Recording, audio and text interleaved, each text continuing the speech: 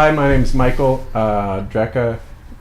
We're on Deathwave TV, and we're here with Ariadne. I'm Ben Forest. This is Christine Papania. And Ariadne is, we like to call it an audiovisual experimental sacred music duo, which is sort of a long and confusing title. Yeah, I guess, that's what we do. I mean, sometimes we describe ourselves as a band, sometimes it's more of like a new media project. Christine sings in a choir in a church choir in New York City, so a lot of that kind of bleeds into what we do. Mm-hmm. And then as far as instrumentation, both Christine and I are using a lot of electronics, and Christine sings. Do a lot of vocal processing as well. Live vocal processing. Mm-hmm. Yeah. Mm-hmm. And then there's a whole visual aspect that I do as little control with as possible, but that's sort of my realm.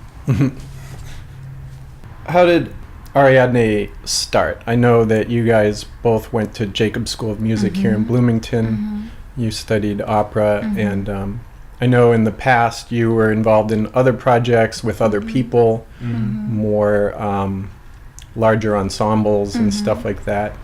And then when you left Bloomington, you sort of transformed into the two-piece multimedia. Ben and I met about 8 years ago, and that's kind of when, as soon as we met, we just started collaborating musically together.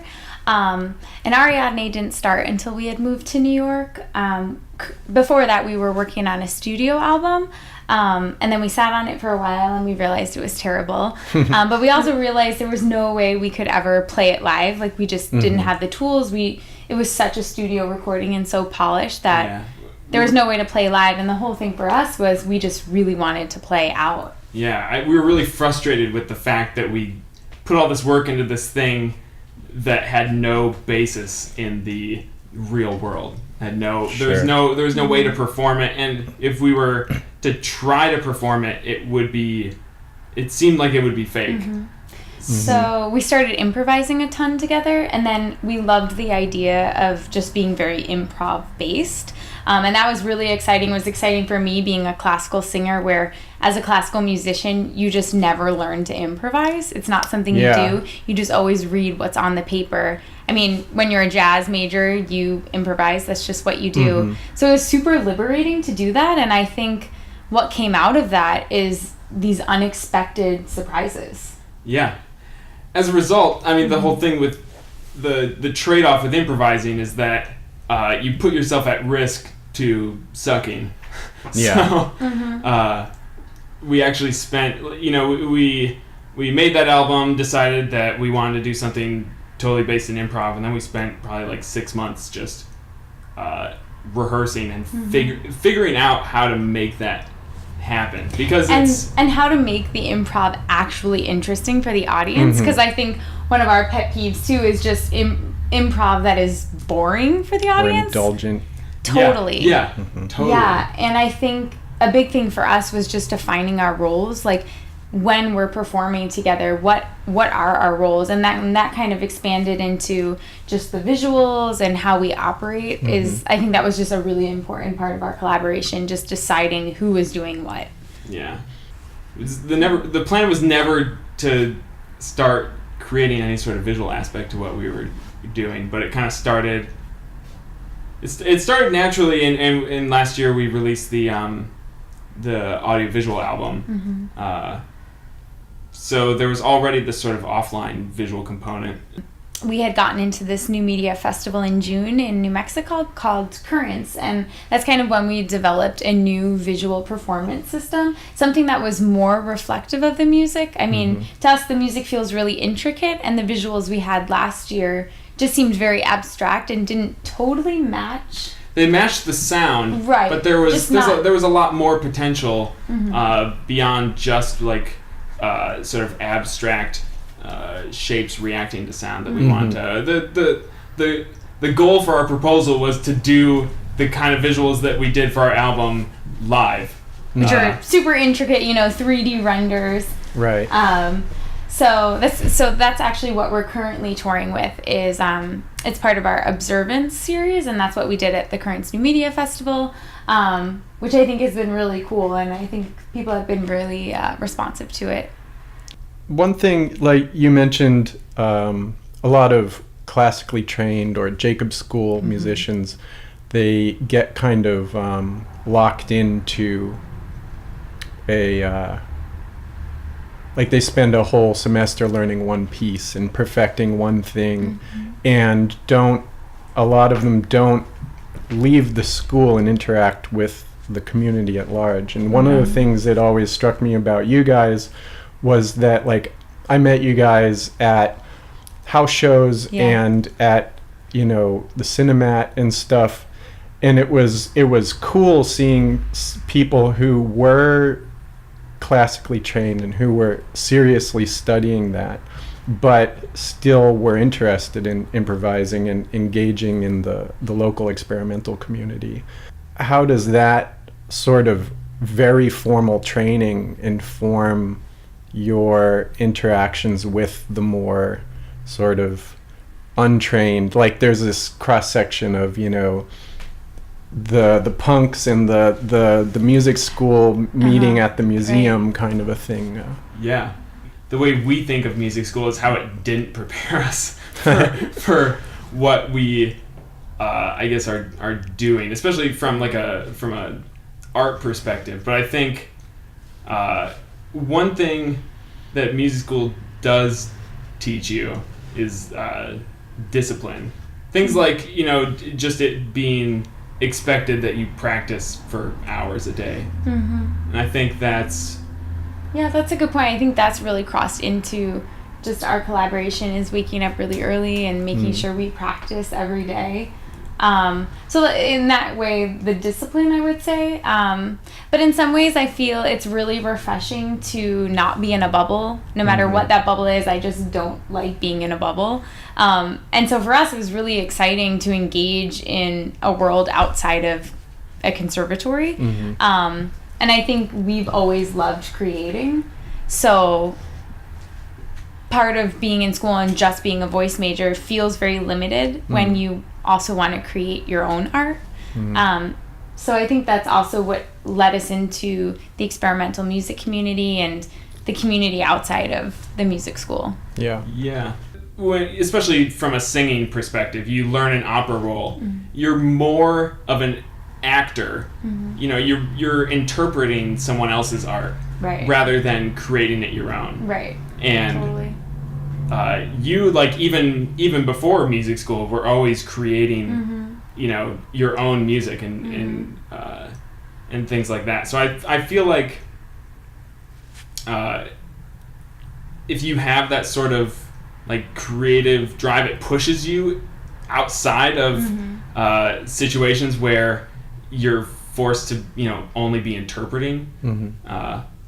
So I mean, I mean, interpreting can be really fun, but it can also be limiting if you want to create, which I did. And so I love the drama of opera, and I think that really has transcended into our performance system, especially with the visuals. They're very scene oriented, almost like the backdrop of, you know, an opera scene in different acts. But I think it's really, I mean, I just love creating. Yeah.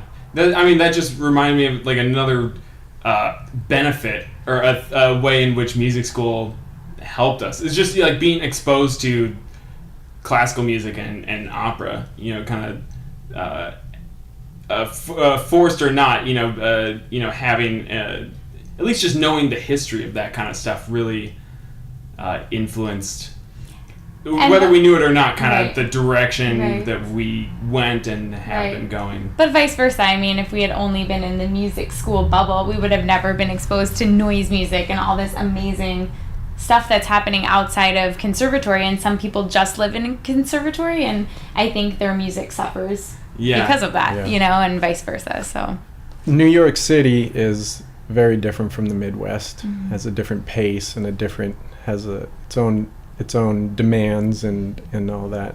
How has been the transition from graduating from school here in the Midwest and for you going back east and for you moving out east. Yeah. How's that been? I would say it took like at least 2 years for us to get grounded, meet friends, actually make art we were proud of. Yeah. Everything just took a long time to lay the groundwork for where we are now. It was a really hard move. I think we started making really good friends when we started playing shows, which also just took a while. I mean, things are so much harder. I mean, it took a while to get our first show.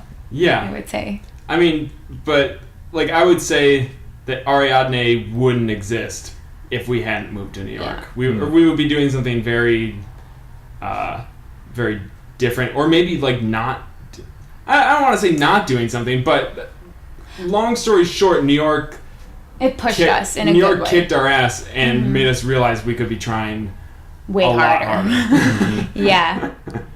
So with Ariadne, you're dealing with a lot of digital interfacing, customized patching, and sort of breaking of program rules and stuff. What are the challenges or potential limits that you see in that? And that's something we've been thinking about a lot, especially just to jump in, like being classical musicians and seeing a violinist play a violin is so interesting. You hear the dynamics, you see the motion, and as an audience member, it's really interesting. I think one of the hurdles we've been trying to jump over with our pushes and just buttons in general is it's really, really boring to just push a button. Even if you're making really interesting music, even if you're trying incredibly hard, the interface is still just boring to watch. Yeah. So that's something we're attempting to make better. How do you be a performer is a challenge. If you're making music with a computer, you can potentially make any sound. There's no limits, and that's you're constantly confronted with the paradox of choice. Yeah. You have so many options. How are you supposed to choose, especially in an improvisatory setting? Finding ways that make sense to put limits on put limits on the system, and so put limits on us as to what we can do. Has been a challenge, but it's also, I mean, it's been necessary. I think also we're trying to transition away from our table and buttons, and we're starting to build more custom instruments. I'm feeding my voice through it, Ben's feeding different electronic sounds, but there's emotion involved, and it's much more interesting to watch as opposed to pressing the button. Yeah. So, long story short, digital is great because you can do everything and anything, but that's also the problem. So, which I guess is where the visuals fill in. Exactly. Totally. That's another attempt to sort of bridge that gap of, I push a button and, an enormous kick drum sound comes out. There's a huge discontinuity there. And I want to be able to make a huge kick drum sound, but in order for it to at least sort of make sense, there should be some sort of visual report. If there's something happening in the audio, there should be some sort of visual thing happen that corresponds directly with what's happening in the audio. As an attempt to bridge the that sort of discontinuity. So and that was actually like a huge reason for just even starting to get into the visuals, is trying to make that whole relationship a little bit more natural, a little bit less disconnected. I wonder what about the idea of, I mean, using digital, a very cold scientific digital means to express a sort of ancient, sacred, sort of, deep spiritual tradition. Musically is also probably has its its well, there's own thing. sort of a contradiction there too, because a big reason why how we kind of started is I sort of developed this this patch that let Christine sing with a choir of herself, and not just like looping. She can play back phrases that she just recorded and play them at different tempos and at different pitches, and in a really natural way. So through because we were using a digital instrument, we were able to kind of create that, and it kind of was the genesis of a lot of what we do. Mm-hmm. But at the same time, the zeros and ones couldn't be more far removed from like any sort of like spiritual feeling, like you were saying, that sort of cold, harsh, analytical, nature of digital. But I love that juxtaposition. Sure. know? Yeah. What are your influences? What source material are you engaged with, or what other electronic artists have informed your ideas of composition and? We've been really into this Swedish poet named Åsa Berg, and she wrote this book called Dark Matter, and it has seriously influenced us, especially for the new album we're writing. She also wrote this book called With Deer, and her poetry is just so visceral, and the imagery is just amazing, and I know Ben has been really inspired by that with his visuals. It's really surreal and grotesque and beautiful all at the same time. There's something about it that just is really, really compelling. Yeah. So she, I guess with recent influences, her work has been hugely influential to us, to the point where the album that we're working on is actually taking direct quotes from some of her poetry. And you've met her? Yeah, so just randomly. So she works with this translator who's also Swedish, but actually teaches in Indiana at Notre Dame.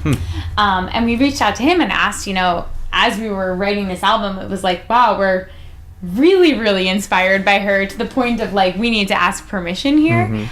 So I had reached out to him, and he put me in touch with Åsa, and she was coming to New York to talk at the Poets House.